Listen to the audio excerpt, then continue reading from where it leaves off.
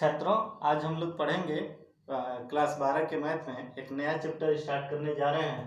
इस चैप्टर का नाम है अवयव, इंग्लिश में इसको मैट्रिसेस बोलते हैं। तो सबसे पहले इस अवयव का हम लोग परिभाषा देखते हैं। तो परिभाषा इसका अवयव संख्याओं या फलनों का एक आयताकार विन्यास है। क्या है? अवयव केवल एक आयताकार विन्यास है जिसमें संख्या या तो फलन है। जैसे मान लेते हैं कुछ संख्याएं हमने ले लिया 1 2 3 4 5 6, इसको आयताकार रूप में विन्यास कर दें या तो सजा दें। जैसे इसको हम ऐसे रख लिए 1 2 3 4 5 6 और बड़े कोष्टक में इसको रख दिए इस तरीके से, तो ये कहलाता है कि यह एक अवयव है। ठीक है।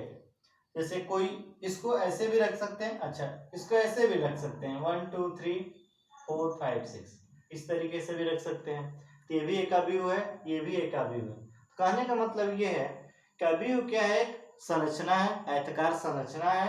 ठीक है, इसलिए इसका कोई संख्यात्मक मान नहीं होता है, ये ध्यान रखना है। अवयव का कोई संख्यात्मक मान नहीं होता, एक संरचना है सिंपल। जैसे मान लीजिए कोई क्लास है, क्लास 10th का ही, मान लीजिए 10वीं का ही क्लास है, तो क्लास में लड़के पंक्तियों और स्तंभों में बैठे रहते हैं। तो जब सामने से देखा जाता है तो लगता है कि सारे बच्चे एकदम सजावट में हैं, पंक्ति और स्तंभ में। तो वही हमारा क्या है? अवयव है। ठीक है, अवयव केवल एक संरचना है, ध्यान रखना है, जिसमें कुछ संख्या या तो कुछ फलन रखते हैं।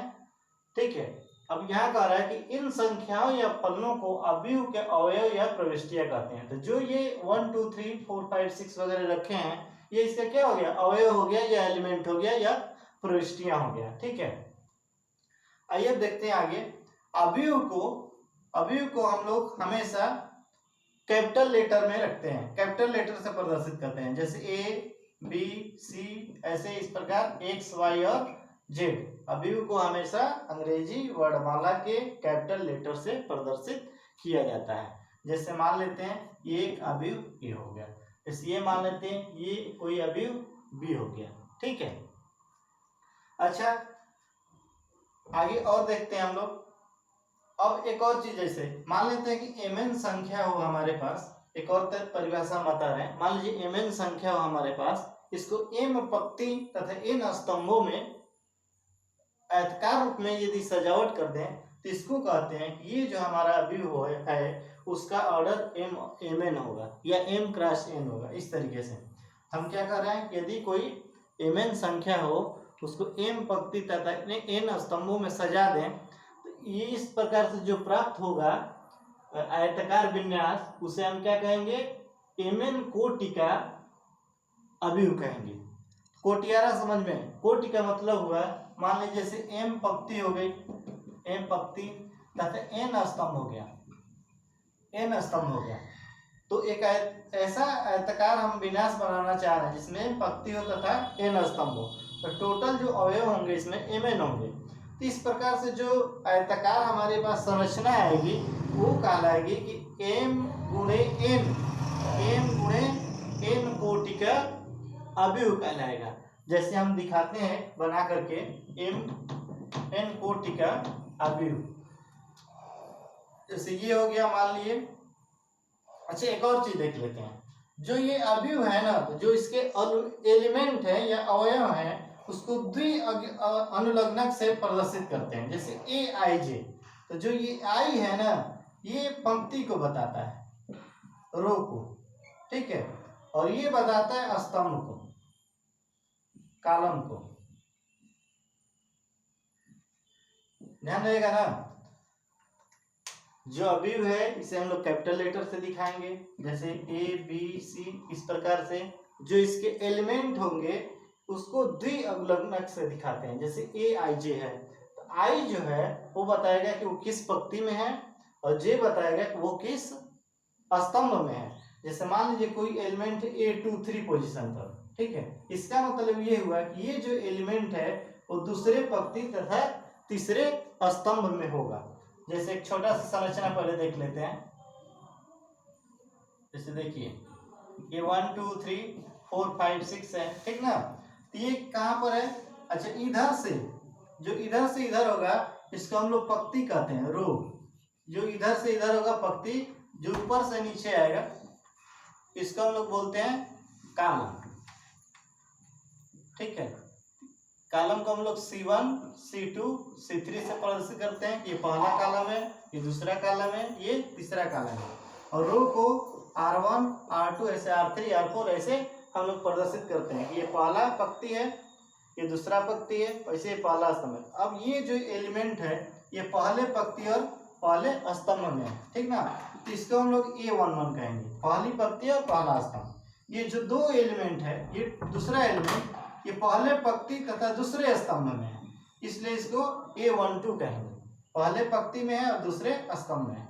ये जो 3 है इसको हम कहाँ कहेंगे कि पहले पंक्ति में है और तीसरे स्तंभ में है, इसलिए हम लोग A13 से इसको प्रदर्शित करते हैं, ठीक ना।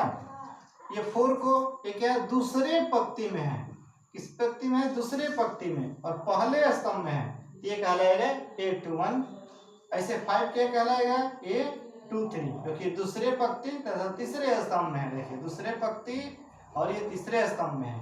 वैसे 6 कहाँ पर है, दूसरे पंक्ति और तीसरे स्तंभ में है। इस तरीके से इसको इसके एलिमेंट को हम लोग दिखाते हैं, ठीक है। एलिमेंट कैसे दिखाते हैं, और इसको हम लोग ABC कैपिटल वाले से प्रदर्शित करेंगे, ठीक है। जैसे एक संरचना देख लेते हैं बड़ा सा, जिसमें Mn अवयव को हम लोग रखेंगे। Mn अवयव को जैसे हो गए A11, A12, A13 ऐसे डॉट डॉट A1n, ऐसे A21, A22, A23 कहाँ तक A2n तक, A31, A32, A33, A3n ऐसे डॉट लाइन बढ़ गए। ये मान लेते हैं कि हो गया आपका M1, AM2, AM3 dot dot AMn। अब ये जो अवयव है ये M गुणे N कोटि का कहलाएगा। M गुणे N कोटि का, पहला क्या बताएगा पंक्ति या दूसरा बताएगा स्तंभ, ठीक ना। ये क्या कहलाएगा M गुणे N कोटि का कहलाएगा। इस प्रकार से इसके एलिमेंट को हम लोग दिखाएंगे, A11, A12, A21, A22 इस तरीके से हम लोग दिखाएंगे। तो समझ में आ गया ना। इस यहाँ हम लोग क्या समझे, अवयव का परिभाषा। अवयव को हम लोग कैपिटल लेटर से दिखाएंगे, इसके एलिमेंट को स्मॉल लेटर लेकिन द्वि अनुलग्नक के साथ दिखाएंगे। पहला वाला हमारा ये जो पहला एलिमेंट है 1, ये रो को दिखा रहा है। दूसरा वाला जो है ये संख्या कॉलम को दिखाता है। कोटि क्या कहलाता है, यदि किसी अवयव में 3 पंक्ति है तथा 4 स्तंभ है तो उसको कहेंगे 3 गुणे 4 का 4 कोटि का अवयव है। जैसे किसी अवयव में 2 पंक्ति हो, ठीक है, और इसमें स्तंभ 3 हो, 2 पंक्ति तथा 3 स्तंभ हो, हम कहेंगे ये जो हमारा अवयव है 2 गुणे 3 कोटि का है। तो पहला वाला हमें क्या दिखाना है पंक्ति, दूसरा वाली संख्या बताएगा स्तंभ को, ठीक है। कल हम लोग देखेंगे इसी क्रम को आगे बढ़ाते हुए अवयव के प्रकार, अवयव कितने प्रकार के होते हैं, ठीक है।